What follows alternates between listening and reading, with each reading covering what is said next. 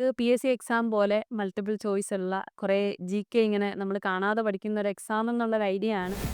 ഞാൻ കോളേജിൽ പഠിക്കുമ്പോൾ ഞാൻ സെക്കൻഡ് ഇയർ പഠിക്കുമ്പോഴാണ് സഫ്ന മാമും ഗോകുൽ ചേട്ടനും ഒക്കെ ക്ലിയർ ചെയ്യുന്നത്. അപ്പോൾ അതെനിക്ക് വലിയൊരു ഇൻസ്പിറേഷൻ ആയിരുന്നു. ഇത്രയും മാർക്ക് ഉണ്ടായിട്ട് എന്നെ മാത്രം UPSC തോൽപ്പിച്ചു എന്നുള്ളൊരു സാധനം ഉണ്ടായിരുന്നു. ഞാൻ കഴിഞ്ഞ തവണ ഒരു ആക്സിഡന്റ് ഉണ്ടായി മുഖമിടിച്ച് വീണു. എന്നിട്ട് ആ ആഴ്ചയാണ് എൻ്റെ ഫോർച്യൂണിൻ്റെ ഇവിടുത്തെ ഓപ്പൺ മോക്ക് നടന്നത്. ഞാൻ അതുവരെ വന്ന് എഴുതിയ ആളാണ്.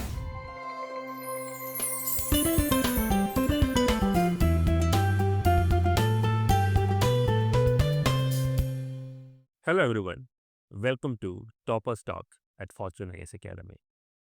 ഇന്ന് നമ്മുടെ കൂടെ ഉള്ളത് ഈ കൊല്ലം 47ാം റാങ്ക് നേടിയ കൊല്ലം സ്വദേശിനിയായ നന്ദന GP ആണ്. രണ്ടാമത്തെ അറ്റംപ്റ്റിലാണ് ഈ കൊച്ചുമിടുക്കി ഈ വലിയ വിജയം നേടിയത്. കൂടുതൽ വിശേഷങ്ങൾ നമുക്ക് നന്ദനയോട് ചോദിച്ച് മനസ്സിലാക്കാം. ഹായ് നന്ദന. നന്ദന, റിസൾട്ട് വന്ന നിമിഷം നമുക്കറിയില്ല, നമ്മൾ ഇൻ്റർവ്യൂവിന് പോയിട്ടുണ്ടെങ്കിലും റാങ്ക് കിട്ടുമോ, എത്രാമത്തെ റാങ്ക് കിട്ടും, അതൊന്നും നമുക്ക് ഉറപ്പുള്ള കാര്യമല്ല. അപ്പോൾ ആ റിസൾട്ട് വന്ന ആ ഒരു നിമിഷം അതൊന്ന് റീകോൾ ചെയ്യാമോ? ആ സമയത്ത് ഇമോഷൻസ്, അത് കഴിഞ്ഞ ശേഷം ആരൊക്കെ വിളിച്ചു, ആരൊക്കെ കൺഗ്രാജുലേറ്റ് ചെയ്തു, അതൊന്ന് പറയാമോ? രാവിലെ തൊട്ട് റിസൾട്ട് നോക്കിയിരിക്കുകയായിരുന്നു. ഒരു 12:30 ആയപ്പോൾ റിസൾട്ട് ഇപ്പോൾ വരും എന്നൊരു മൊമെന്റിലെത്തി. അങ്ങനെ ഒരു 45 മിനിറ്റ്സോളം ഫോണിൽ തന്നെ നോക്കിയിരുന്നു. ഇപ്പോൾ ആദ്യം തന്നെ റിസൾട്ട് കാണണം എന്നൊക്കെ വിചാരിച്ച്. പക്ഷെ അപ്പോഴും പിന്നെ റിസൾട്ട് വന്നില്ല.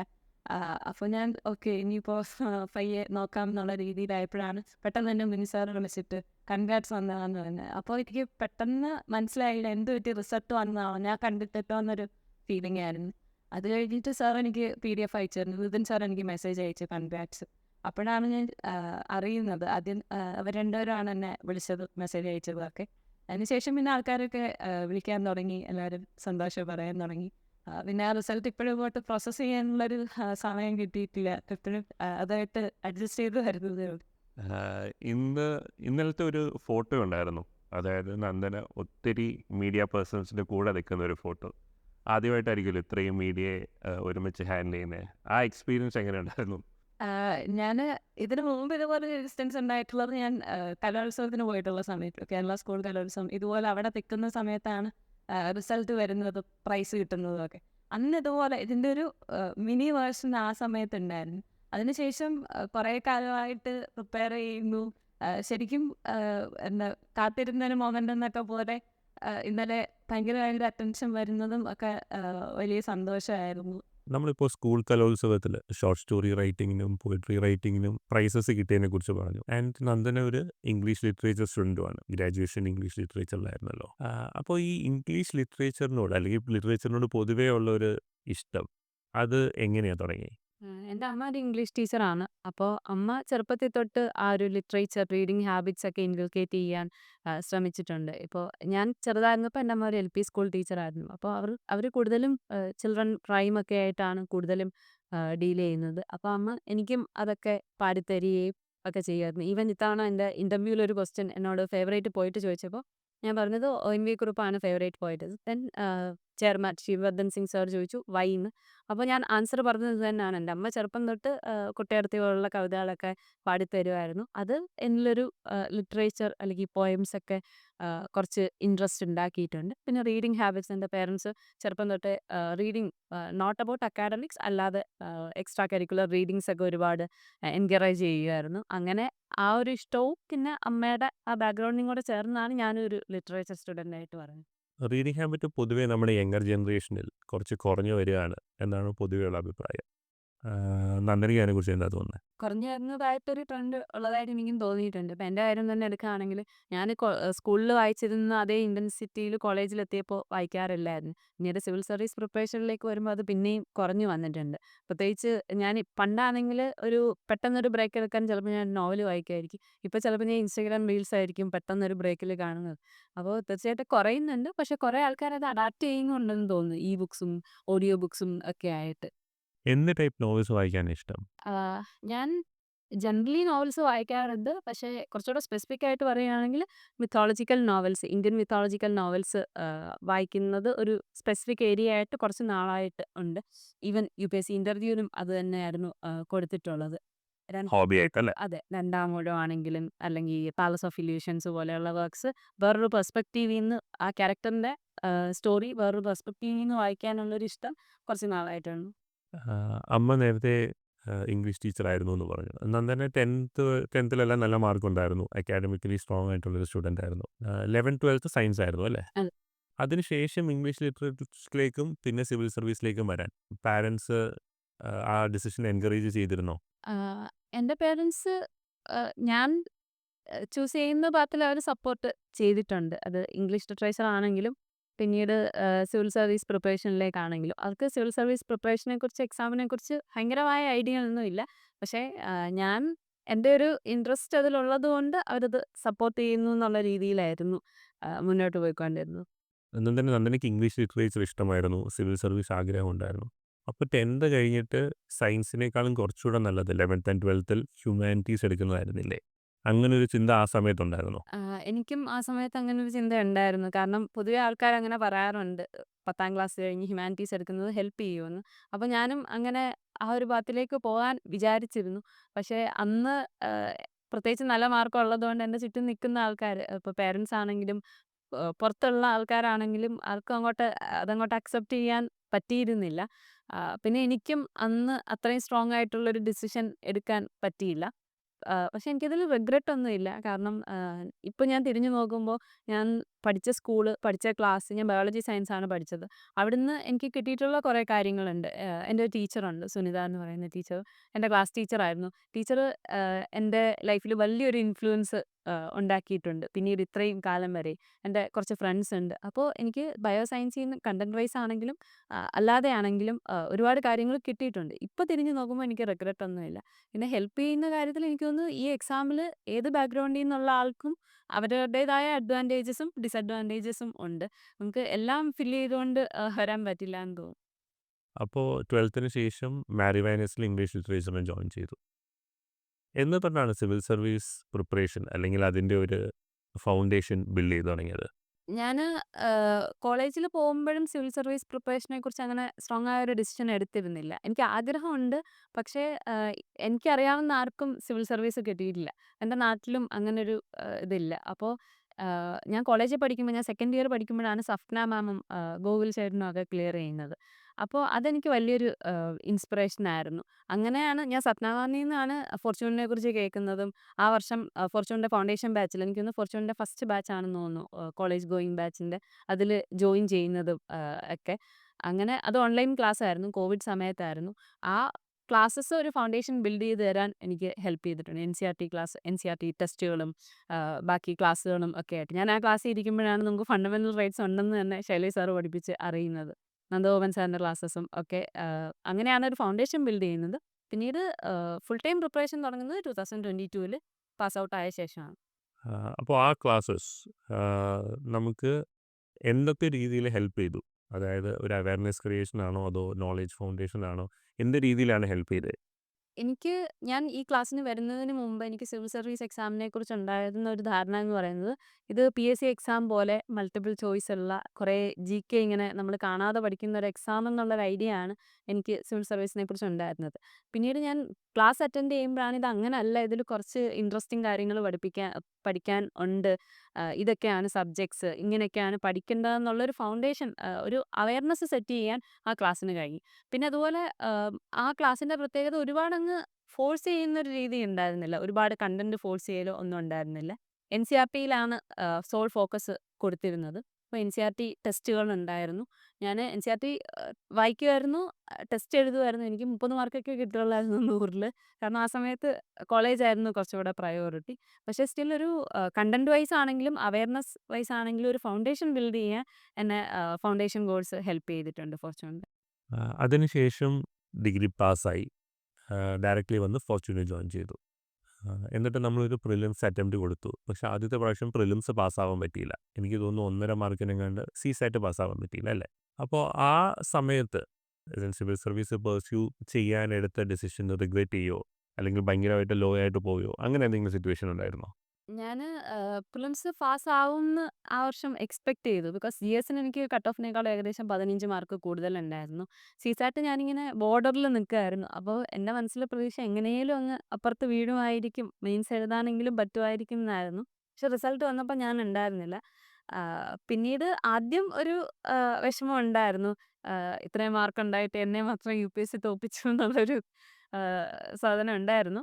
പിന്നീട് ആ വർഷത്തെ റിസൾട്ടും ഭയങ്കര ഇൻസ്പയറിംഗ് ആയിരുന്നു. ആദ്യത്തെ 4 റാങ്കുകളും ആഹ്, കഴിഞ്ഞ വർഷം പ്രിലിംസ് ക്ലിയർ ചെയ്യാൻ പറ്റാഞ്ഞ ആൾക്കാരായിരുന്നു. അതിൽ തന്നെ 2ഉം 3ഉം 4ഉം റാങ്കുകൾ ഗരിമ ലോഹിയ മാം ഉൾപ്പെടെ അവരെല്ലാവരും കഴിഞ്ഞ വർഷം സിസാറ്റ് പൊട്ടിയ ആൾക്കാരായിരുന്നു. അപ്പോൾ പിന്നീട് ഞാൻ അവരുടെ സ്ട്രാറ്റജി നോക്കി. അവരെങ്ങനെയാണ് തിരിച്ചു വന്നത്. അപ്പോൾ എനിക്ക് മനസ്സിലായി അവരുടെ മെയിൻസ് സ്ട്രോങ് ആക്കിക്കൊണ്ടാണ് തിരിച്ചു വന്നത്. എന്നുവെച്ചാൽ അടുത്ത വർഷം പ്രിലിംസ് മാത്രമല്ല ഒറ്റ സ്ട്രെച്ചിൽ ക്ലിയർ ചെയ്യുക എന്നുള്ളതായിരുന്നു അവരുടെ സ്ട്രാറ്റജി. അപ്പോൾ എനിക്കും മെയിൻസിൽ നല്ല രീതിയിൽ പെർഫോം ചെയ്യണം, വാല്യൂ അഡിഷൻ ചെയ്യണം എന്നുള്ള രീതിയിൽ പിന്നെ മെയിൻസ് പ്രിപ്പറേഷനിലാണ് കുറച്ച് നാളൊരു 6 മന്ത്സോളം ഫോക്കസ് കൊടുത്തത്. അപ്പോൾ ആ സ്ട്രാറ്റജി മെയിൻസ് ഫോക്കസ്ഡ് ആയിട്ട് പ്രിലിംസ് ക്ലിയർ ചെയ്യാൻ പറ്റിയില്ല. അപ്പോൾ പക്ഷേ നമ്മൾ മെയിൻസും കൂടെ ഫോക്കസ് ചെയ്ത് പഠിക്കണം എന്നുള്ള സ്ട്രാറ്റജി അതൊന്ന് ഡീറ്റെയിൽ ഔട്ട് ചെയ്യാമോ? ഞാന് റിസൾട്ട് വന്ന ദിവസം തന്നെ പ്രിലിംസ് ഫെയിലായി. പക്ഷെ ഞാനിവിടെ എംഡിഎസിന് ജോയിൻ ചെയ്തിരുന്നു. ആദ്യത്തെ ദിവസം എനിക്ക് ഓർമ്മയുണ്ട് എംഡിഎസിന്റെ ഫസ്റ്റ് ഡേ നിതിൻ സാറാണ് പിവൈക്യു അനാലിസിസിന് വന്നത് ആർട്ട് ആൻഡ് കൾച്ചറിന്റെ. എന്നിട്ട് സാറ് പറഞ്ഞു, "എനിക്ക് പ്രത്യേകിച്ചൊന്നും പറയാനില്ല. അടുത്ത വർഷം നമുക്ക് എല്ലാം സെറ്റാക്കണം" എന്ന് പറഞ്ഞിട്ടാണ് സാറ് സ്റ്റാർട്ട് ചെയ്യുന്നത്. അപ്പോൾ ഞാനിങ്ങനെ കരഞ്ഞുകൊണ്ടൊക്കെ ഓൺലൈനിൽ കണ്ടുകൊണ്ടിരിക്കുകയാണ്. അപ്പോൾ ഓക്കെ അടുത്ത വർഷം സെറ്റാക്കണം എന്ന് പറഞ്ഞ് ഞാൻ അവിടുന്നാണ് സ്റ്റാർട്ട് ചെയ്യുന്നത്. ഞാൻ ഇവിടുത്തെ എംഡിഎസിൽ ജോയിൻ ചെയ്തു. ആദ്യം എനിക്ക് എംഡിഎസിൽ ജോയിൻ ചെയ്യാൻ കുറച്ച് മടിയുണ്ടായിരുന്നു. ബിക്കോസ് എംഡിഎസിൽ ഇരിക്കുന്ന കൂടുതൽ ആൾക്കാരും പ്രിലിംസ് ക്ലിയർ ചെയ്തിട്ടുള്ള ആൾക്കാരാണ്. പിന്നെ നന്ദഗോപൻ സാറാണ് എന്നെ എൻകറേജ് ചെയ്തത്. ഇവിടെ ഫോർച്യൂണിൽ അങ്ങനെ ജയിച്ചവരും തോറ്റവരും ഒന്നും ഇല്ല. എല്ലാവരെയും ഒരുപോലെയാണ് ട്രീറ്റ് ചെയ്യുന്നതെന്ന് പറഞ്ഞ് സാറാണ് ഇതിലേക്ക് കൊണ്ടുവന്നത്. പിന്നെ ആ സമയത്ത് ആദ്യത്തെ ഒരു മെയിൻസ് ടെസ്റ്റ് സീരീസ് എന്നുള്ള രീതിയിലുള്ള പോരായ്മകൾ ആ സമയത്ത് ഉണ്ടായിരുന്നു. പക്ഷെ അതിൽ എടുത്തു പറയേണ്ട ഒരാൾ ഷഹദ് സാറും ഫൈറൂസ് മാമും ആണ്. ഷഹദ് സാറാണ് എൻ്റെ ആൻസർ റൈറ്റിങ്ങിൻ്റെ ബേസ് സെറ്റ് ചെയ്ത് തന്നത്. ആ എംഡിഎസിൻ്റെ സമയത്താണത്. ഫൈറൂസ് മാം ആണ് എൻ്റെ എസ്സേ നോക്കിയിട്ട് നല്ല എസ്സേ ആണ് എന്ന് പറയുന്നത്. അപ്പോൾ എൻ്റെ പ്രതീക്ഷകളൊക്കെ ഞാൻ ഒരു പകുതി ഇൻവെസ്റ്റ് ചെയ്തിരിക്കുന്നത് എസ്സേയിലായിരുന്നു. അപ്പോൾ മെയിൻസിന് പിന്നീട് പിവൈക്യു എടുത്തു. ആ എംഡിഎസ് തീർന്ന ശേഷം പിന്നീട് ഞാൻ ഫോർച്യൂണിൻ്റെ ഡെയിലി പ്ലാനർ എടുത്തു. എന്നിട്ട് ഡെയിലി പ്ലാനർ വെച്ചിട്ട് ഞാൻ തന്നെ ഒരു ഷെഡ്യൂൾ സെറ്റ് ചെയ്തു. ഏകദേശം 30 ദിവസം കൊണ്ട് മെയിൻസ് ഫുൾ കവർ ചെയ്യാൻ പറ്റുന്ന രീതിയിലൊരു ഷെഡ്യൂൾ ഉണ്ടായിരുന്നു. ഫോർച്യൂണിൻ്റെ ഡെയിലി പ്ലാനറിൽ നിന്ന് തന്നെ. എന്നിട്ട് ഞാൻ ആ സൈക്കിൾ ഒരു 3 തവണ റിപ്പീറ്റ് ചെയ്തു. പിവൈക്യൂസിൻ്റെ ബേസിൽ നോട്ട്സ് പ്രിപ്പയർ ചെയ്തു. ആൻസേഴ്സ് ടോപ്പേഴ്സ് കോപ്പി നോക്കിയിട്ട് ഞാൻ അവരുടെ ക്വസ്റ്റ്യൻ നോക്കി ആൻസർ എഴുതിയിട്ട് എൻ്റെ ആൻസറും അവരുടെ ആൻസറും തമ്മിൽ കമ്പയർ ചെയ്യുമായിരുന്നു. അങ്ങനെ ഒരു 6 മന്ത്സോളം മെയിൻസിന് വേണ്ടി മാത്രം പ്രിപ്പയർ ചെയ്തു. പിന്നെ 2 മന്ത്സോളം പ്രിലിംസ് പ്ലസ് മെയിൻസ് പ്രിപ്പയർ ചെയ്തു. അതിനുശേഷമാണ് പ്രിലിംസിലേക്ക് പോകുന്നത് ഈ വർഷം. PYQs അല്ലെങ്കിൽ പ്രീവിയസ് ഇയർ ക്വസ്റ്റ്യൻസ്. അപ്പോൾ ഈ പ്രീവിയസ് ഇയർ ക്വസ്റ്റ്യൻസ് യു.പി.എസ്.സിയുടെ പ്രിപ്പറേഷനിൽ പ്രിലിംസ് ആയിക്കോട്ടെ, മെയിൻസ് ആയിക്കോട്ടെ, ഇൻ്റർവ്യൂ ആയിക്കോട്ടെ എത്രത്തോളം ഇമ്പോർട്ടൻ്റ് ആണെന്നാണ് നന്ദനയ്ക്ക് തോന്നുന്നത്? എനിക്ക് തോന്നുന്നു പ്രിലിംസ് ഞാൻ 2 വർഷവും നല്ല രീതിയിൽ കട്ട് ഓഫ് കൂടുതൽ എടുത്തിട്ടാണ് പാസ്സായിട്ടുള്ളത്. അതിന് എന്നെ ഹെൽപ്പ് ചെയ്തിട്ടുള്ള സോൾ ഫാക്ടർ പിവൈക്യു ആണെന്ന് എനിക്ക് തോന്നുന്നു. ആൾക്കാർ അവിടെയാണ് പുറകിലേക്ക് പോകുന്നതെന്നും എനിക്ക് ഫീൽ ചെയ്യുന്നുണ്ട്. ഇപ്പോൾ റീഡിംഗ് റൂമിലൊക്കെ ഇരിക്കുമ്പോൾ പുതിയ ആൾക്കാരെയൊക്കെ കാണുമ്പോൾ പിവൈക്യൂസിന് ഒരുപാട് യൂട്ടിലിറ്റി ഉണ്ട്. ഒന്നെന്ന് പറയുന്നത് യു.പി.എസ്.സിയുടെ ആ തിങ്കിങ് പാറ്റേണുമായിട്ട് നമുക്ക് അലൈൻ ചെയ്യണമെന്നുണ്ടെങ്കിൽ നമ്മൾ പ്രിലിംസിൻ്റെ പിവൈക്യൂസ് മാക്സിമം നോക്കുക എന്നുള്ളത് ഭയങ്കര ഇമ്പോർട്ടൻ്റ് ആണ്. അപ്പോൾ അവരേത് രീതിയിലാണ് ചിന്തിക്കുന്നത് അതിനനുസരിച്ച് നമ്മുടെ തോട്ട്സും അലൈൻ ചെയ്യാൻ നമ്മളെ ഹെൽപ്പ് ചെയ്യും. പിന്നെ ക്വസ്റ്റ്യൻസ് ഒരുപാട് റിപ്പീറ്റ് ചെയ്യാറുണ്ട്. പ്രത്യേകിച്ച് ഓപ്ഷൻസിൽ നിന്നും മറ്റുമൊക്കെ. അപ്പോൾ ആ ഓപ്ഷൻസിൻ്റെ നോട്ട്സും ഞാൻ കഴിഞ്ഞ പ്രിലിംസിൻ്റെ കാര്യത്തിൽ പ്രിപ്പയർ ചെയ്തിരുന്നു. പിന്നെ ഒരു എക്സാം കണ്ടീഷനിലിരുന്ന് പിവൈക്യൂസ് എഴുതി നോക്കുന്നതും എക്സാം സിമുലേറ്റ് ചെയ്യാനായിട്ട് ഹെൽപ്പ് ചെയ്യും. പിന്നെ മെയിൻസിലേക്ക് വരുമ്പോൾ മെയിൻസ് ഞാൻ ആൻസേഴ്സ് പിവൈക്യു എഴുതാറില്ല. പക്ഷെ അതിലെ ടോപ്പിക് ഐഡന്റിഫൈ ചെയ്തിട്ട് പ്രോപ്പറായിട്ട് എൻ്റെ നോട്ട്സ് ഞാൻ പ്രിപ്പയർ ചെയ്തിരുന്നു എല്ലാ സബ്ജക്ട്സിനും. പിവൈക്യുവിൻ്റെ ബേസിൽ അതും ഹെൽപ്പ് ചെയ്തിട്ടുണ്ട്. ഇപ്പോൾ പറഞ്ഞ നോട്ട് മേക്കിംഗ് അത് ഒരു പ്രിപ്പറേഷൻ സ്ട്രാറ്റജിയിൽ ഭയങ്കര ഇമ്പോർട്ടൻ്റ് ആയിട്ടുള്ളൊരു പില്ലറാണ്. നന്ദനയുടെ നോട്ട് മേക്കിംഗ് എങ്ങനെയായിരുന്നു ആ പ്രോസസ്സ്? അതൊന്ന് ഡീറ്റെയിൽ ഔട്ട് ചെയ്യാമോ? ഞാൻ പ്രിലിംസിന് നോട്ട്സ് അങ്ങനെ പ്രിപ്പയർ ചെയ്യാറില്ല. കൂടുതലും അവൈലബിൾ ആയിട്ടുള്ള സാധനങ്ങൾ തന്നെ യൂസ് ചെയ്യാറാണ്. മെയിൻസിനാണ് ഞാൻ നോട്ട്സ് പ്രോപ്പറായിട്ട് സെറ്റ് ചെയ്യുന്നത്. പ്രിലിംസ് തോറ്റ് പ്രിലിംസ് ജയിക്കും വരെയുള്ള ആ ഒരു പീരീഡിനിടയ്ക്കാണ് ഞാൻ എൻ്റെ നോട്ട്സ് പ്രിപ്പയർ ചെയ്യുന്നത്. അത് ഞാൻ പിവൈക്യൂസ് എടുക്കും. ഇപ്പോൾ ഒരു സബ്ജക്റ്റ് ഇന്നിപ്പോൾ ഗവർണൻസ് ആണെന്നുണ്ടെങ്കിൽ ഞാൻ ആ ടോപ്പിക് എടുക്കും. ഫോർച്യൂണിന് ഒരു പിവൈക്യു കമ്പൈലേഷൻ ഉണ്ട് എംഡിഎസിൻ്റെ ഭാഗമായിട്ട്.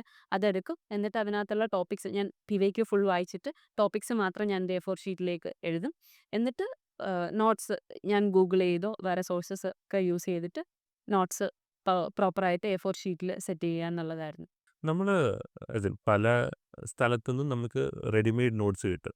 പക്ഷെ പല ടോപ്പേഴ്സും പറയുന്നത് സ്വന്തമായിട്ട് നോട്ട്സ് ഉണ്ടാക്കുമ്പോഴാണ് അത് ഏറ്റവും എഫക്റ്റീവ് ആണെന്നാണ്. നന്ദനയ്ക്കും അങ്ങനെയാണോ തോന്നുന്നത്? അങ്ങനെയാണെങ്കിൽ എന്തായിരിക്കും അതിൻ്റെ റീസൺ? എൻ്റെ കാര്യം വെച്ച് നോക്കുമ്പോൾ എൻ്റെ നോട്ട്സ് ഒരുപാട് എന്നെ ഹെൽപ്പ് ചെയ്തിട്ടുണ്ട്. ബിക്കോസ് ഞാൻ എൻ്റെ ഒരു സ്ട്രാറ്റജി എന്ന് പറയുന്നത് മെയിൻസിൽ എല്ലാ പോയിന്റ്സിനും എക്സാമ്പിൾസ് എഴുതുക എന്നുള്ളതാണ്. അപ്പോൾ ഈ എക്സാമ്പിൾസ് ഓർത്ത് വെക്കുക, ഒരു കമ്പൈലേഷനിൽ നിന്ന് ഓർത്ത് വെക്കുക എന്നുള്ളത് ഭയങ്കര ബുദ്ധിമുട്ടാണ്. ജപ്പാനിൽ ഇങ്ങനെ നടന്നു, നോർവേയിൽ ഇങ്ങനെ നടന്നു, അത് ഭയങ്കര ബുദ്ധിമുട്ടാണ്. പക്ഷെ എന്നെ സംബന്ധിച്ച് എനിക്കത് ഓർക്കാൻ പറ്റുന്നതിൻ്റെ റീസൺ ഇതെല്ലാം ഞാൻ തന്നെ ഗൂഗിൾ ചെയ്ത് കണ്ടുപിടിച്ച് എഴുതിയതാണ്.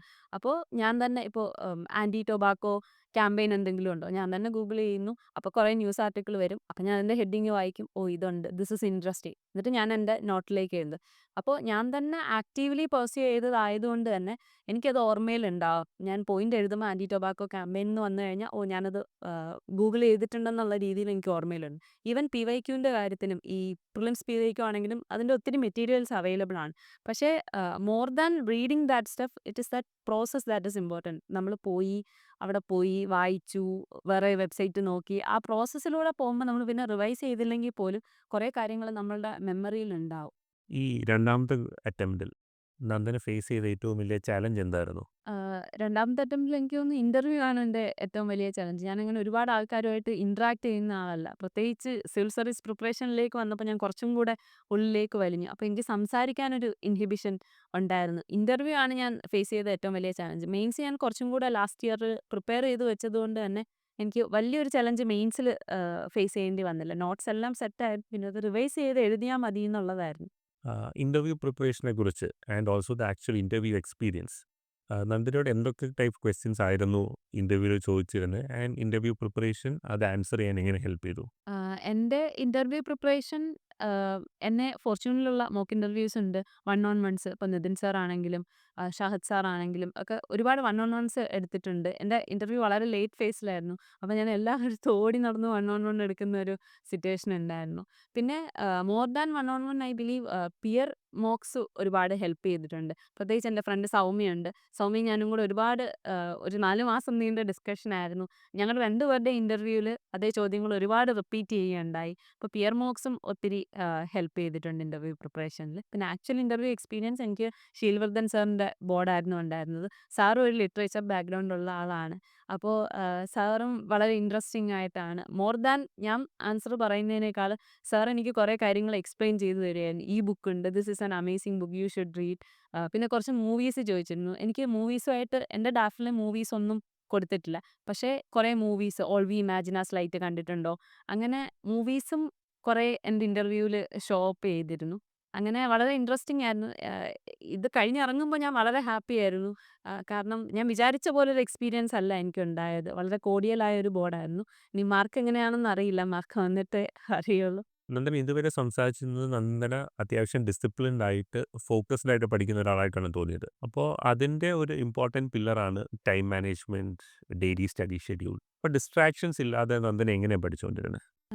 എന്നെ സംബന്ധിച്ച് ഞാൻ ഡെയിലി അവേഴ്സ് ട്രാക്ക് ചെയ്യാനായിട്ട് ഫോറസ്റ്റ് ആപ്പ് യൂസ് ചെയ്യുന്നുണ്ട്.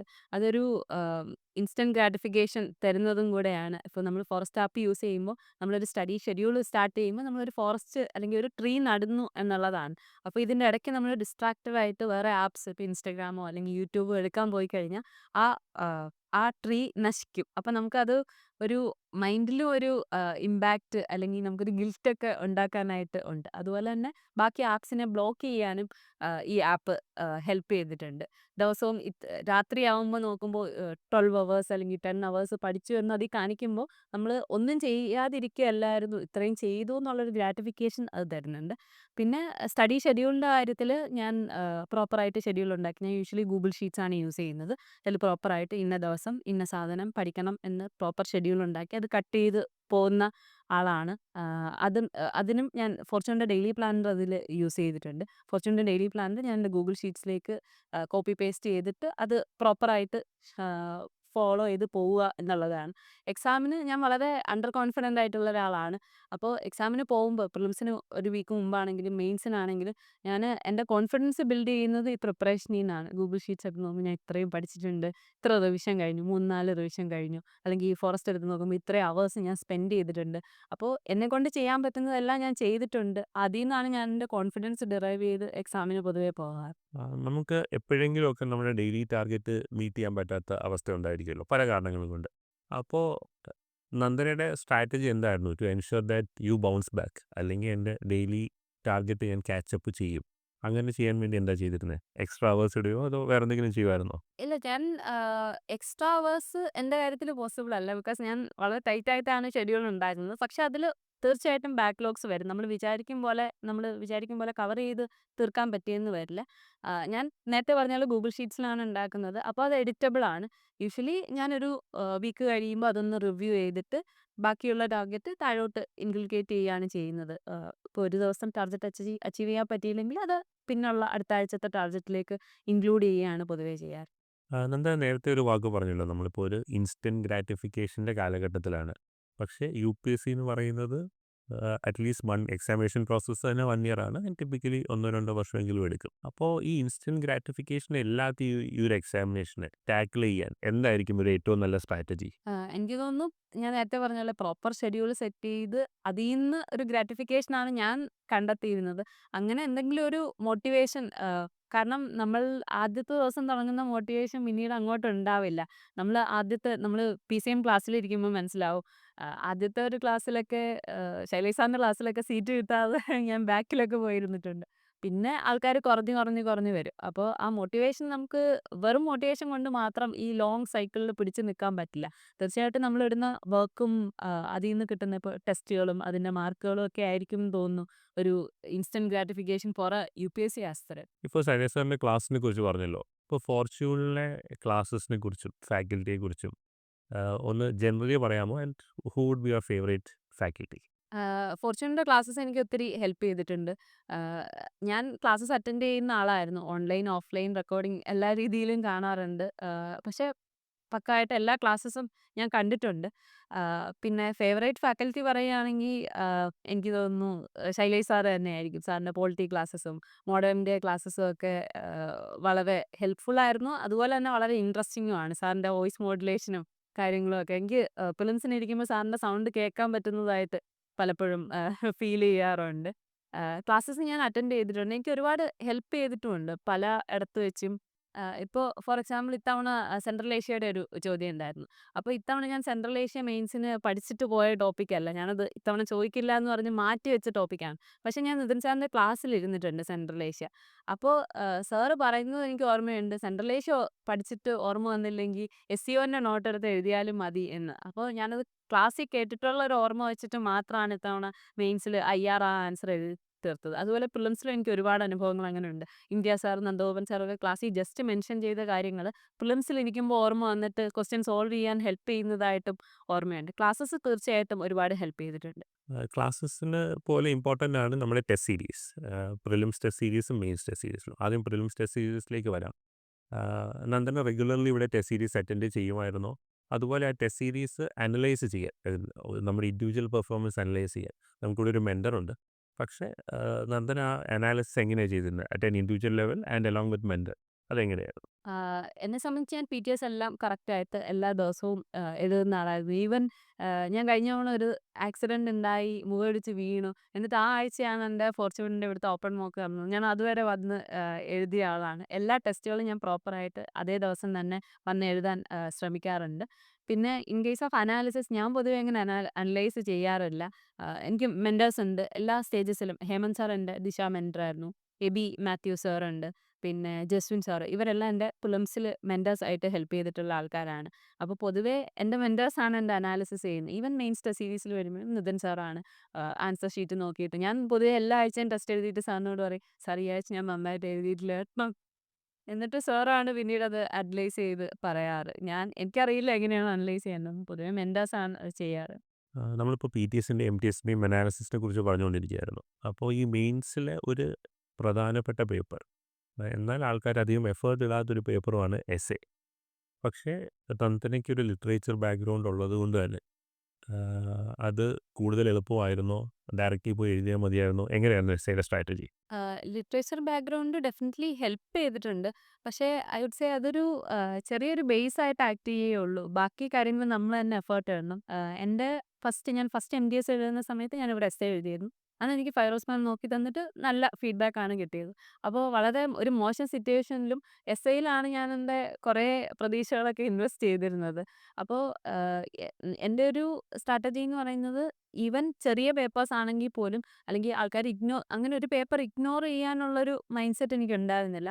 എവിടെയെങ്കിലും എഫേർട്ട് ഇട്ടാൽ അതിന്റെ റിസൾട്ട് കിട്ടും എന്നാണ് ഞാൻ വിശ്വസിച്ചിരുന്നത്. അതുകൊണ്ട് തന്നെ എസ്സേയിൽ ഞാൻ എൻ്റെ സ്ട്രോങ് പോയിന്റും കൂടെ ആയതുകൊണ്ട് അത് മാക്സിമം അതിൽ നിന്ന് റിസൾട്ട് ഡിറൈവ് ചെയ്യാൻ വേണ്ടി എസ്സേയിൽ ഞാൻ ഒരുപാട് എഫേർട്ട് ഇട്ടിട്ടുണ്ട്. ആദ്യം ഞാനിവിടെ എംഡിഎസിന്റെ സമയത്ത് കുറച്ച് എസ്സേസ് എഴുതി. അത് കഴിഞ്ഞിട്ട് സീരിയസ് പ്രിപ്പറേഷനിലേക്ക് വരുമ്പോൾ ഞാൻ PYQs എടുത്തു. എന്നിട്ട് അതിൽ നിന്നൊരു 10 to 12 തീംസ് ഐഡന്റിഫൈ ചെയ്തു. എന്നിട്ട് ഇപ്പോൾ വിമൻ ആണെങ്കിൽ അല്ലെങ്കിൽ ഡെമോക്രസി അങ്ങനെയുള്ള തീംസ് ഐഡന്റിഫൈ ചെയ്തിട്ട് അതിനൊരു 7 to 8 പേജസ് നോട്ട്സ് സെറ്റ് ചെയ്തിരുന്നു. ഒരു 10, 12 ടോപ്പിക്ക്. പിന്നീട് PYQs എടുത്തിട്ട് ഞാൻ ബ്രെയിൻ സ്റ്റോം ചെയ്തും കുറച്ച് പോയിന്റ്സ് പിന്നെ ഗൂഗിൾ ചെയ്തും ഒക്കെ ഒരു last 3 ഇയേഴ്സിലെ PYQs 3 into 8 around 24 topics ഞാൻ ബ്രെയിൻ സ്റ്റോം ചെയ്ത് അതിൻ്റെ പോയിന്റ്സ് 2 to 4 പേജസ് നോട്ട്സ് ഉണ്ടാക്കിയിരുന്നു. പിന്നെ ഞാൻ എല്ലാ ആഴ്ചയും എസ്സേ എഴുതുമായിരുന്നു. കഴിഞ്ഞ വർഷവും എല്ലാ ആഴ്ചയും എസ്സേ എഴുതുമായിരുന്നു. പ്രിലിംസിന് ശേഷവും ഒരുപാട് എസ്സേസ് എഴുതിയിട്ടുണ്ട്. ഞാനിവിടെ നിതിൻ സാറിനെ കാണാൻ വന്നപ്പോൾ സാറിനോട് അന്ന് പറഞ്ഞിരുന്നു, ആ സൺഡേ പറഞ്ഞതാണ് എല്ലാ ആഴ്ചയും എസ്സേ എഴുതണം. I have strictly followed that. ഞാൻ എൻ്റെ ശരിക്കുള്ള എക്സാമിൽ എഴുതുന്ന എസ്സേ അറൗണ്ട് 50th എസ്സേ ആണ്. 50, 51 എസ്സേസ് എഴുതിയിട്ടുണ്ട് ശരിക്കുള്ള എക്സാമിന് എഴുതുന്ന എസ്സേക്ക് മുമ്പേ. എസ്സേ പോലെയുള്ള വേറെ ഒരു കമ്പാരബിൾ പേപ്പറാണ് എത്തിക്സ്. എത്തിക്സിൻ്റെ നന്ദനയുടെ പ്രിപ്പറേഷൻ സ്ട്രാറ്റജിയും നോട്ട് മേക്കിംഗ് സ്ട്രാറ്റജിയും അതിനെക്കുറിച്ചൊന്ന് പറയാമോ? എത്തിക്സ് ഞാൻ എൻ്റെ ബേസ് നോട്ട്സ് ഡിറൈവ് ചെയ്തത് ഇന്ത്യ സാറിൻ്റെ ക്ലാസ്സസിൽ നിന്നാണ്. സാറിൻ്റെ എക്സാമ്പിൾസും ബാക്കി നോട്ട്സും എല്ലാം യൂസ് ചെയ്തിട്ടുണ്ട്. പക്ഷേ എനിക്ക് തോന്നുന്നു more than the notes it's the answer writing that matters. അപ്പോൾ ഞാൻ ഒരുപാട് ആൻസേഴ്സ് എത്തിക്സ് എഴുതുമായിരുന്നു. ഇപ്പോൾ എൻ്റെ പ്രിലിംസ് ഫസ്റ്റ് പ്രിലിംസ് ഫെയിലിയറിൽ നിന്ന് സക്സസ്സിലേക്കുള്ള ആ വർഷം ഞാൻ എല്ലാ ദിവസവും ഒരു എത്തിക്സ് ആൻസർ വെച്ച് എഴുതുമായിരുന്നു. ഈവൻ പ്രിലിംസിന് ശേഷവും അങ്ങനെ തന്നെയായിരുന്നു. പിന്നെ എത്തിക്സിൽ എനിക്ക് തോന്നുന്നു എക്സാമ്പിൾസും കോട്ട്സും ഒക്കെ ഒരുപാട് ഹെൽപ്ഫുൾ ആണ്. ഞാൻ തന്നെ ഒരുപാട് എക്സാമ്പിൾസ് ന്യൂസ് പേപ്പറിൽ നിന്നും അല്ലാതെ GS പ്രിപ്പറേഷനിൽ നിന്നും ഒരുപാട് എക്സാമ്പിൾസ് ഡിറൈവ് ചെയ്തിട്ടുണ്ട്. പിന്നെ നിതിൻ സാറ് കുറേ എക്സാമ്പിൾസും കോട്ട്സും ഒക്കെ അയച്ചു തരാറുണ്ട്. അതെല്ലാം ഞാൻ സേവ് ചെയ്ത് വെച്ച് റിവൈസ് ചെയ്യുമായിരുന്നു. അങ്ങനെ ആൻസർ റൈറ്റിങ്ങും കുറച്ച് വാല്യൂ അഡീഷനും ആണെന്ന് തോന്നുന്നു എത്തിക്സിൽ മെയിനായിട്ട് വേണ്ടത്. നന്ദന, നമ്മൾ ഇതുവരെ കുറച്ചുകൂടെ സീരിയസ് ആയിട്ടാണ് നമ്മൾ സ്ട്രാറ്റജിയെക്കുറിച്ചൊക്കെ സംസാരിച്ചുകൊണ്ടിരുന്നത്. നമുക്കെന്നാൽ പെട്ടെന്ന് റാപ്പിഡ് ഫയർ ആയിട്ട് 1-2 ക്വസ്റ്റ്യൻസ് ചോദിക്കാം. നന്ദൻ്റെ സിവിൽ സർവീസ് പ്രിപ്പറേഷനിലുണ്ടായിരുന്ന ഒരു ഹയസ്റ്റ് പോയിന്റ്? എനിക്കൊന്ന് മെയിൻസ് റിസൾട്ട് ആയിരിക്കും. കാരണം ഒരു പ്രിലിംസ് പൊട്ടിയിട്ട് പിന്നെ മെയിൻസ് ജയിക്കുക എന്നുള്ളത് വലിയ ഹാപ്പിയായിരുന്നു. Lowest point? First prelims result ആയിരുന്നു. ബിക്കോസ് ഒരുപാട് എക്സ്പെക്ട് ചെയ്തു, ക്ലിയർ ചെയ്യാൻ പറ്റിയില്ല. നന്ദൻ ഇവിടെ റീഡിംഗ് റൂമിൽ ഇരിക്കുമായിരുന്നല്ലോ. അപ്പോൾ ആ ഒരു റീഡിംഗ് റൂമിലെ എക്കോസിസ്റ്റവും ആംബിയൻസും അവിടെ നമുക്ക് ഒത്തിരി ഫ്രണ്ട്സും കാര്യങ്ങളും ഒക്കെ കാണും, അല്ലെങ്കിൽ ചായ കുടിക്കാൻ പോകുന്ന കാര്യങ്ങളൊക്കെ. അപ്പോൾ favourite memory in reading room? ഞങ്ങൾ എനിക്ക് 1-2 ഫ്രണ്ട്സ് ഉണ്ട്. നിഹാര, ശ്രീലക്ഷ്മി. അപ്പോൾ ഞങ്ങൾ ചായ കുടിക്കാൻ പോകുന്നതൊക്കെയാണ് ഫേവറേറ്റ് മെമ്മറി. ഞാൻ കുറച്ച് സബ്ജക്ട്സിനെ കുറിച്ച് പറയാം. അപ്പോൾ അത് പ്രിപ്പയർ ചെയ്ത രീതി. History preparation. History time lines prepare ചെയ്യുക. പിന്നെ ടേംസ് എൻ്റെ ഹിസ്റ്ററി കുറച്ച് വീക്കാണ്. അപ്പോൾ ഞാൻ ലോ ഹാങ്ങിങ് ഫ്രൂട്ട്സിലാണ് ഹിസ്റ്ററി ഫോക്കസ് ചെയ്യാറ്. ജോഗ്രഫി? എൻ്റെ ജോഗ്രഫി കുറച്ച് സ്ട്രോങ് ആണ്. അപ്പോൾ നന്ദഗോപൻ സാറിൻ്റെ നോട്ട്സ് ആണ് എൻ്റെ ഫൗണ്ടേഷൻ. സൊസൈറ്റി? സൊസൈറ്റി ഞാൻ കുറച്ചും കൂടെ എക്സാമ്പിൾസും ബാക്കി റിയൽ ലൈഫ് എക്സാമ്പിൾസും ഒക്കെ ഇൻക്ലൂഡ് ചെയ്യാറുണ്ട്. സ്വന്തമായിട്ട് നോട്ട്സും ഒരുപാട് examples. Polity and governance? Lakshmikanth and Shailesh സാറിൻ്റെ classes. Governance also again examples data ഒക്കെ. International relations? നിതിൻ സാറിൻ്റെ നോട്ട്സ് എനിക്കറിയില്ല IR വേറെ എവിടുന്നാണ് വായിക്കുന്നത്. I only rely on sir's notes and. Okay. Economics? എൻ്റെ എക്കണോമിക്സ് കുറച്ച് വീക്കാണ്. ഞാൻ കുറേ സോഴ്സസ് എടുത്തിട്ടുണ്ട്. പക്ഷേ basic understanding is from Arun sir's classes. Environment and ecology? കുറച്ച് PMF IAS പിന്നെ കുറച്ച് current affairs from various sources species in news എല്ലാം പ്രിപ്പയർ ചെയ്തിട്ട്. Ethics? Ethics answer writing, value addition, examples, quotes. Essay? Writing it again and again. Writing. Nandana നേരത്തെ പറഞ്ഞപ്പോൾ ഫാക്കൽറ്റിയുടെ പേരുകളെല്ലാം ഒത്തിരി പറഞ്ഞിരുന്നു. അപ്പം അവരെക്കുറിച്ച് ആദ്യം ഓർമ്മ വരുന്ന ഒരു കാര്യം പറയുക. Shailesh sir? Bharat Singh and sir's Bharat Singh's classes. Nandagopan sir? Nandagopal sir, disaster management and the disasters explained. Okay. Nitin sir? Nandagopal sir, Batman. He always, Batman. yes, okay. always says to never give up. Every before every exam he sends you some Batman memes and say never okay. give up. Okay. Shahad sir? Sharad sir, constant support from prelims to mains to interview. Imtiaz sir? India sir, ethics and Sherin sir? Sherin sir full dedication. ഞാൻ ഷെറിൻ സാറിനെ കണ്ടിട്ടാണ് പോർച്ചുഗലിലേക്ക് വരുന്നത്. Sir use to ഞാൻ foundation ബാച്ചിൽ ഇരുന്ന സമയത്ത് sir എല്ലാ ആഴ്ചയും വന്നിട്ട് ചോദിക്കും ഞങ്ങൾ ഇനി എന്തെങ്കിലും തരാനുണ്ടോ ഫോർച്യൂണിൽ നിന്ന്. അപ്പോൾ സാറിൻ്റെ ആത്മാർത്ഥത കണ്ടിട്ടാണ് ഞാൻ ഫോർച്യൂണിലേക്ക് വരുന്നത് തന്നെ. Achyut sir? Achyut sir motivation, എൻ്റെ ഇൻ്റർവ്യൂവിൻ്റെ സമയത്ത് സാർ കുറേ മോട്ടിവേഷൻ ക്ലാസ്സസ് തന്നിട്ടുണ്ട് എനിക്ക്. മുനി സർ? മുനി സർ ഫുൾ ഓഫ് നോളജ് ആണെന്ന് തോന്നുന്നു. സാറിൻ്റെ ദിവസവും സാറിൻ്റെ സ്റ്റോറി സ്റ്റാറ്റസ് ഇന്നെല്ലാം ഒരുപാട് കറണ്ട് അഫയേഴ്സ് വരെ കിട്ടാറുണ്ട്. അതായത് നമുക്ക് ഫസ്റ്റ് അറ്റംപ്റ്റിൽ CSAT കാരണമാണ് ക്വാളിഫൈ ചെയ്യാൻ പറ്റാത്തത് 1.5 മാർക്കിന്. അപ്പം ഒബ്വിയസ് ആയിട്ട് നമ്മൾ അടുത്ത വർഷം കുറച്ചുകൂടെ CSAT ഫോക്കസ് ചെയ്ത് കാണും. അപ്പോൾ ആദ്യത്തെ കൊല്ലം CSAT കുറച്ച് ടേക്കൺ ഫോർ ഗ്രാൻഡഡ് ആയിരുന്നോ? ആൻഡ് സെക്കൻഡ് ഇയർ അത് ഓവർകം ചെയ്യാൻ വേണ്ടി പ്രിപ്പറേഷനിൽ എന്ത് ചെയ്തു? സിസാറ്റിനെ സംബന്ധിച്ച് ഞാൻ ഇംഗ്ലീഷ് ഗ്രാജുവേറ്റ് ആയതുകൊണ്ട് തന്നെ എൻ്റെ ഇംഗ്ലീഷ് കോംപ്രിഹെൻഷൻ സ്ട്രോങ് ആയിരുന്നു. പിന്നെ മാത്സും സയൻസ് ബാക്ക്ഗ്രൗണ്ട് എൻ്റെ മാത്സ് അത്ര മോശമല്ല. പക്ഷേ സ്റ്റിൽ ഞാൻ എഗെയിൻ എഫേർട്ട് ഇടാതെ പോയതല്ല. ഞാൻ സിസാറ്റ് എന്നെ കൊണ്ട് ചെയ്യാൻ പറ്റുന്നതൊക്കെ ചെയ്തിരുന്നു. പക്ഷേ പ്രശ്നം പറ്റിയത് എന്താണെന്ന് വെച്ചാൽ UPSCക്ക് വേണ്ടത് എന്താണെന്ന് നോക്കാതെയാണ് ഞാൻ സിസാറ്റ് പ്രിപ്പയർ ചെയ്തുകൊണ്ടിരുന്നത്.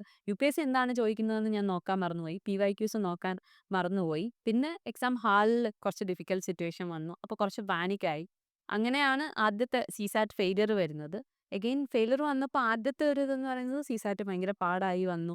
എന്നെ തോൽപ്പിച്ചു UPSC, ആ ഒരു ഫീലിംഗ് ആയിരുന്നു. പക്ഷേ പിന്നീട് ഞാൻ അനലൈസ് ചെയ്തപ്പോൾ മനസ്സിലായി എൻ്റെ ഭാഗത്തും കുറേയധികം തെറ്റുകളുണ്ടായിരുന്നു സിസാറ്റിൻ്റെ ഭാഗത്ത്. പ്രത്യേകിച്ച് PYQs നോക്കാത്തത് ഒരു വലിയ മിസ്റ്റേക്ക് ആയിരുന്നു. പിന്നീട് സെക്കൻഡ് അറ്റംപ്റ്റ് ഞാൻ PYQസിലാണ് സോൾ ഫോക്കസ് കൊടുത്തത്. പ്രത്യേകിച്ച് കോംപ്രിഹെൻഷൻ പൊതുവെ എല്ലാവരും പറയാറുണ്ട് ഭയങ്കര അൺസർട്ടൈൻ ആണെന്ന്. പക്ഷേ എനിക്ക് അനലൈസ് ചെയ്തപ്പോൾ മനസ്സിലായി it's not about the uncertainty, it's about the keywords they provide. അവർ പറയുന്ന കീവേഡിനനുസരിച്ച് വേണം നമ്മൾ ആൻസർ ചൂസ് ചെയ്യാൻ. അല്ലാതെ നമ്മൾ ജനറലി പാസേജ് വായിച്ചിട്ട് ആൻസർ ചൂസ് ചെയ്ത് കഴിഞ്ഞാൽ യു വിൽ ഫീൽ ദാറ്റ് 4 ഓപ്ഷൻസും കറക്റ്റ് ആണെന്ന്. അങ്ങനെ ഞാൻ കോംപ്രിഹെൻഷനിൽ ഓരോ കീവേഡ്സ് എടുത്തു. എന്നിട്ട് അതിൻ്റെ മീനിങ് ഞാൻ യൂട്യൂബിൽ നിന്നും മറ്റുമെല്ലാം കളക്ട് ചെയ്തു. എന്നിട്ട് ക്വസ്റ്റ്യൻസ് ഞാൻ ക്ലാസിഫൈ ചെയ്തു. UPSCയുടെ കഴിഞ്ഞ 5 വർഷത്തെ ക്വസ്റ്റ്യൻസ്.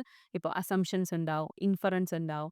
അങ്ങനെ PYQs ക്ലാസിഫൈ ചെയ്തിട്ട് അത് സോൾവ് ചെയ്യുമായിരുന്നു. അപ്പം നമുക്കൊരു മീനിങ് ഡിറൈവ് ചെയ്യാൻ പറ്റും. ഓക്കെ, അസംഷൻ എന്നതുകൊണ്ട് UPSC ഈ ഒരു ലെവലിലാണ് നിൽക്കുന്നത്. അതാർക്കും പഠിപ്പിച്ചു തരാൻ പറ്റില്ല. We have to solve ourselves and കണ്ടുപിടിക്കേണ്ടതാണ്. അങ്ങനെ കോംപ്രിഹെൻഷൻ അത്യാവശ്യം സ്ട്രോങ് ആയിരുന്നു. ഇത്തവണ എനിക്ക് ഏകദേശം 25ഓളം കറക്റ്റ് ആക്കാൻ പറ്റി ഔട്ട് ഓഫ് 28.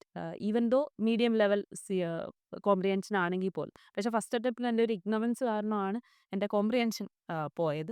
പിന്നെ മാത്സ് ഫസ്റ്റ് അറ്റംപ്റ്റിന് ശേഷം എനിക്ക് മാത്സ് കുറച്ച് പേടിയൊക്കെ വന്നിരുന്നു. ഞാനിവിടെ സിസാറ്റ് ക്ലാസ് എടുത്തിരുന്നു ഡെറിൻ സാറിൻ്റെ അടുത്തുനിന്ന്. അപ്പോൾ ക്ലാസ് എന്നെ ഹെൽപ്പ് ചെയ്തിട്ടുണ്ട്. പിന്നെ കുറേ പ്രാക്ടീസ്, ഞാൻ ഒരുപാട് പുറത്തുനിന്ന് അങ്ങനെ ടെസ്റ്റ് ഒന്നും എടുത്തിട്ടില്ല. കൂടുതലും ഇവിടുത്തെ വർക്ക് ഷീറ്റ്സും പ്ലസ് PYQs ആണ് ഇത്തവണ ഫോക്കസ് ചെയ്തത്. കമ്പയർഡ് ടു ഫസ്റ്റ് അറ്റംപ്റ്റിൽ കുറേ ടെസ്റ്റ് ചെയ്തു. പക്ഷേ വേണ്ട കാര്യങ്ങൾ ചെയ്തില്ല. എഫേർട്ട് ഇട്ടു, പക്ഷേ റൈറ്റ് ഡയറക്ഷനിലായിരുന്നില്ല.